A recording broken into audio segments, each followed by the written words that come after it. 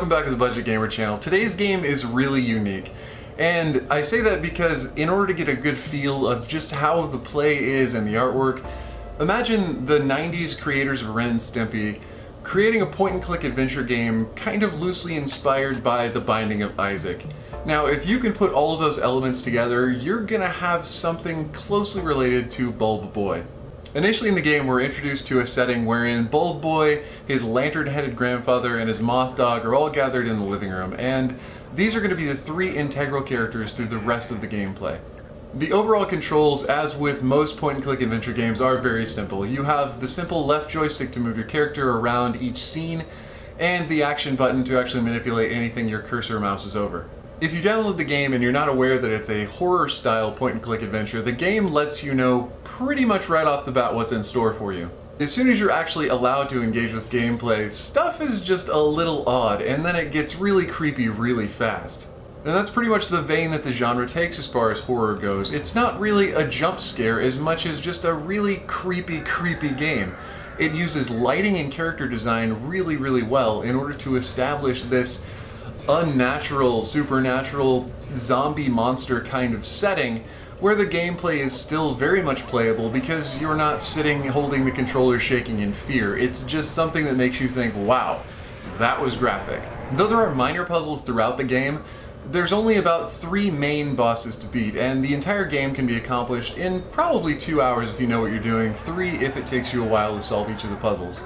Though I don't want to spoil anything for you, the overall objective of the gameplay is to actually wander through your house and these different weird scenarios in order to get back your dog and eventually rescue your grandfather, who was abducted in the beginning of the game. It's this overarching plot that actually takes you through all of these puzzles, to each of the different bosses, and through the rest of the game. As with most indie games, Bulb Boy has its own unique characteristics, one of them being that your character is incredibly fragile, or at least his head is. So some of these puzzles and some of the things you have to navigate through actually involve you manipulating the head of your character and sometimes even attaching it onto different bodies. While this definitely adds to the creepiness factor, it actually makes a lot of unique dynamics for the gameplay, allowing you to actually take the game into different environments. One of my favorites, though possibly not the most exciting, was the spider puzzle. Specifically for the reason that, well, you played as a spider and could crawl on the ceiling, and it was a lot of fun. I've already mentioned the controls for Bulb Boy, incredibly simple, really typical of the casual point-and-click style adventure.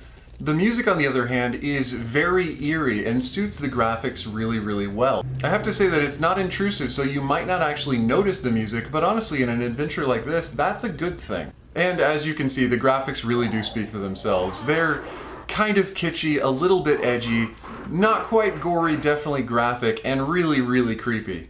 And these can also be enhanced by being able to manipulate the brightness setting both at the beginning of the game and through the options menu by hitting the start button. Increasing the brightness might take away a little bit of the creep factor, but dimming the brightness all the way down will definitely make it a little more concerning to what's actually going on around you.